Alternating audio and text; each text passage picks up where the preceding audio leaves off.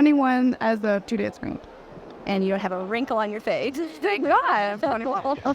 In today's world, our understanding of facial aging has gone beyond just having wrinkles. As aging progresses, the face undergoes a spectrum of changes, resulting in widespread loss of elasticity to the skin and a predominant appearance of either hollowness or sagging, and sometimes a mixture of both. And this was discussed in great detail in the facial aging type video, but the age at which someone notices these changes varies significantly because everyone ages differently. So, when should you start Sculptra? When people ask me when should they start Sculptra without me seeing their faces, I don't have a definitive answer because every single one of us ages differently. And some people really want to be proactive. So they'll start Sculptra as soon as they start seeing changes, which is why I have some people Who start Sculptra in their 20s? Whereas other people don't mind seeing some signs of facial aging. They'll let facial aging progress a little before starting treatment. Which is why I have some who start in their 50s or 60s. This is why there's no set age that I can tell you as an individual to start Sculptra. But I'm going to show you clues and signs that you can look for on your face so that you can decide when it's a good time for you to start. Because if there's one thing that I know, it's that when you start to see the signs of facial aging, it's only going to become more apparent with time. And in this video, we're going to focus more on the changes that happen deeper in the skin tissue, rather than what happens to the surface of the skin on a superficial level, like dulling of the skin texture and sunspots. We're going to look at some celebrities and see how they've aged. And I'll tell you when I would have recommended that they start Sculptra so that you can get a deeper understanding of the changes of facial aging that goes beyond wrinkles and smile lines to more of an understanding of what's happening on a global three-dimensional level in order to help you discover if you're seeing some of these same changes and signs on your face. A youthful face represents a point in time when the skin tissue is taut and firm. And what I mean by that is, if we were to divide the face into zones or regions, you'll find that in a youthful face, the facial zones are very closely connected. Because the soft tissue has ideal volume, there's an absence of shadows, and there are smooth transitions between facial zones. For example, there are smooth transitions from the temples to the cheeks to the lower cheeks to the jawline and chin, forming more of a unified facial composition, like one singular harmonious facial unit. So, what happens when we start aging? The skin tissue loses elasticity and the facial units start getting less closely connected, leading to more separations. It's a complex, multifaceted process wherein a change in one layer or region causes a cascade of changes to the adjacent regions. Think of it like a house. If I lose structural support here in the lower cheek, it's going to cause loss of support to the area here below.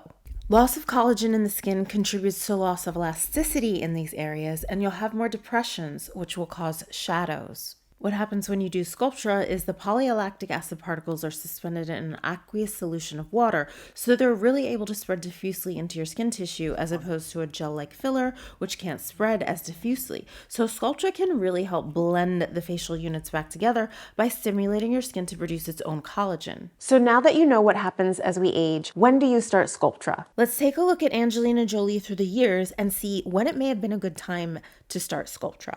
In 1995, at 20 years old, her facial zones are very closely connected, like one continuous harmonious facial unit. So she has very soft, plump, and very smooth transitions. Now, if you fast forward to 5 years later, at 25 years old, you can observe that she's going to fall into the facial aging category of sinker. She has more definition to her face because she's lost some of the fat and collagen in her skin. And when we're young, often in our early 20s, our faces often lack definition because there's such an abundance of fat and collagen in our skin. Some people actually prefer how their faces look as they mature into their late 20s or sometimes even into their 30s when they get older because they lose the collagen in their skin tissue and it becomes less thick and they can see their underlying bone structure more. The thinner your skin density, the more definition you'll have. The thicker your skin density, the less definition you'll have. One of the celebrities who I feel looked more attractive as they aged a little is Jennifer Lopez. You can see she lost some of the baby fat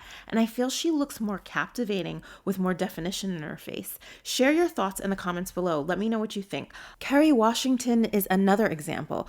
Beautiful either way, but I think she looks really good with a little more definition. Back to Angelina, let's fast forward to 2005 at 30 years old, and now you can start to see a little shadow under her cheeks and realize in the movie she's in full makeup and beautiful studio lighting, so you can't really appreciate the subtle hollowness and loss of elasticity as much. But in this interview in the same year, you can see hollowness and loss of elasticity more so.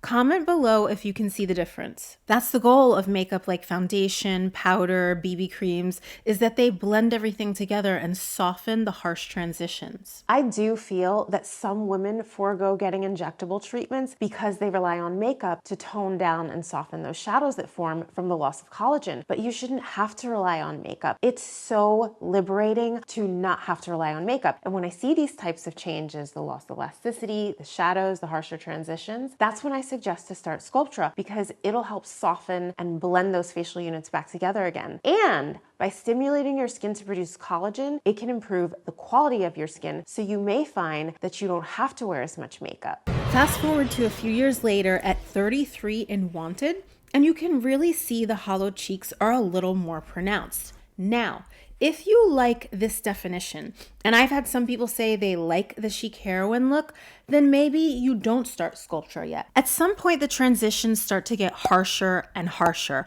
and if it didn't bother you then, it eventually becomes a cause for concern. But it's not only about the harsh transitions, because at the end of the day, you can put makeup on and soften the transitions.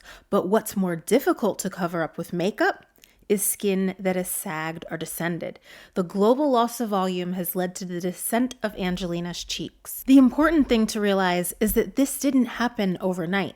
This process happened over time, day by day, turns into year by year, and years turn into decades. So this is why I advise to start Sculptra when you first start noticing these changes. The harsher transitions, the separations of the skin tissue, those are signs of loss of collagen on a global level. Now let's look at a different facial aging type. Cameron Diaz has an abundance of volume with thick, dense skin, so she falls more into the facial aging type of Sagger as opposed to Sinker. At 28 compared to 33 years old, you can see that she's lost some volume globally. She's lost volume to her mid-face, her lower cheeks, and this leads to more separations of the skin tissue. You can also observe a little hollowness to the temples, and it's really important to restore the lost volume to the temples, because when we lose volume here, we lose support to the lateral brow. There's also more loss of elasticity, which is causing more shadows compared to when she was younger. As we age, our faces tend to lose some of their three-dimensional depth and become more two-dimensional in appearance.